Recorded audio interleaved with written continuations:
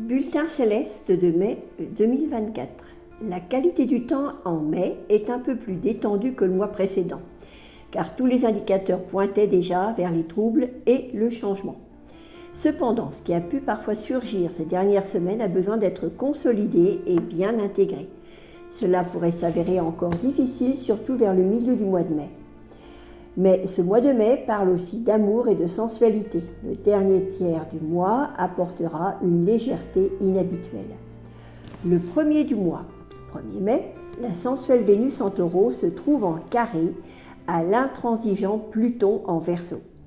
Un carré est un angle difficile. Certaines personnes éprouveront donc un grand appétit de vie, tandis que d'autres profiteront d'une aventure passionnée. Mais il faut garder la tête froide et surtout garder l'œil sur les finances, car le 2 mai, Pluton devient rétrograde jusqu'au 12 octobre.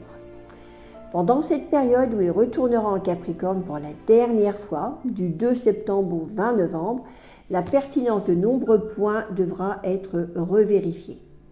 Tout projet manquant de substance à présent pourrait subir une pression considérable à l'automne.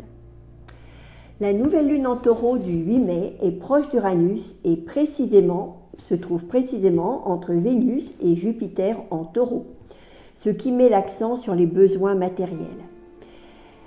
L'importante conjonction de Jupiter et d'Uranus vient à peine d'avoir eu lieu, et ça s'est fait à partir du 20 jusqu'au à peu près 28 avril 2024. On est donc encore pleinement sur cette période dans une phase d'intégration de cette conjonction. La nouvelle lune s'implantant à proximité immédiate d'Uranus, elle valorise sans problème les énergies uraniennes sur cette période. Il peut y avoir un aspect très inflationniste toujours autour de ces forces, mais qui reste très utile pour conquérir une émancipation, une prise d'indépendance, une libération, même si cela demande de faire preuve d'audace ou d'engager certains risques pour cela. Donc au risque de me répéter, il faut essayer de vraiment bien comprendre là où se trouve Uranus dans votre thème natal, car la configuration du moment vient vous demander très directement surtout une réalisation de celui-ci. Au positif, ce sera donc quelque chose à conquérir, ou alors si c'est plus dissonant, ce pourrait être quelque chose contre quoi former une révolte, ou quelque chose formant une crise. Qui peut être soudaine et donc très nerveuse. La période peut également énormément appuyer sur un schéma de dualité entre la sécurité et la stabilité. Simplement ici, beaucoup, car on ne pourra peut-être pas tout avoir en même temps. Et il faudra être capable de reconsidérer les anciennes bases qui nous stabilisaient précédemment et de faire des choix clivants.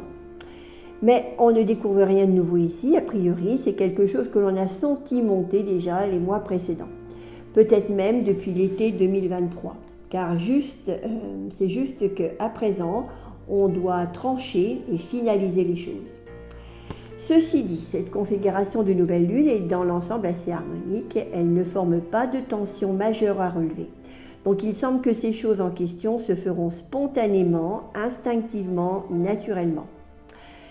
Et il y a en outre des atouts à ne pas négliger, comme par exemple le trigone, donc aspect qui facilite énormément les choses, du transit de la lune noire qui est dans la Vierge, ou également le transit de Mars, bien dignifié en domicile qui est en Bélier, ou encore Vénus qui est bien dignifiée car elle est en son domicile dans le Taureau. Donc beaucoup de bons aspects. Et c'est toujours bon d'avoir des phases rapides bien dignifiées, au moins pour la configuration de court à moyen terme, c'est-à-dire sur quelques semaines, car cela peut aider à exploiter ou à maximiser les différentes forces de la période le plus harmoniquement possible.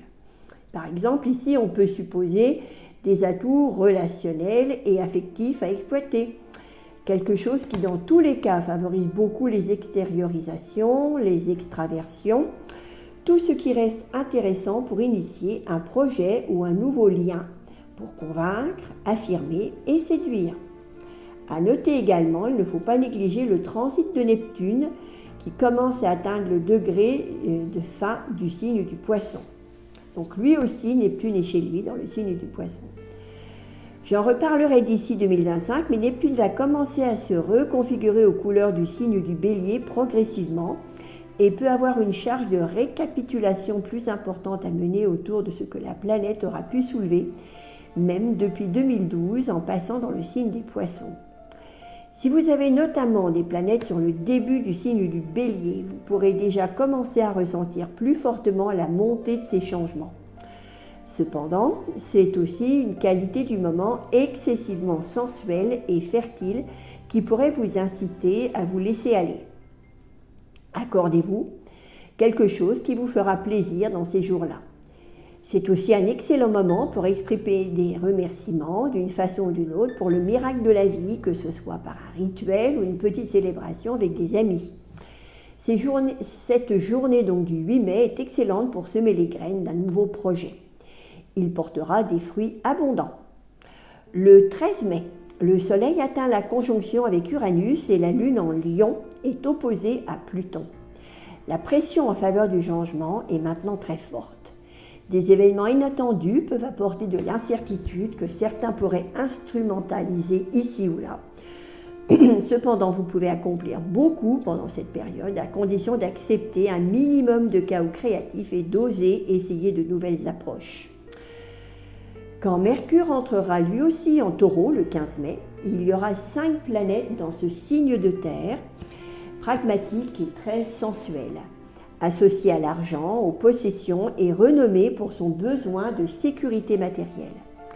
Les corrections qui pourraient devenir nécessaires dans ces domaines ne sont pas totalement inattendues, mais pourraient néanmoins susciter des ressentiments et peut-être de la résistance. Le 18 mai, le Soleil est conjoint à Jupiter, à Vénus, et Vénus est également, elle, conjointe à Uranus. Évidemment, c'est un moment d'opportunité très favorable. La fortune sourit déjà aux audacieux. Les amoureux bénéficient d'un coup de pouce bienvenu et de nouvelles rencontres prometteuses peuvent se produire. Cependant, méfiez-vous de l'exagération et respectez bien vos limites personnelles. Il y a un changement notable dans la qualité du temps au cours du dernier tiers du mois de mai.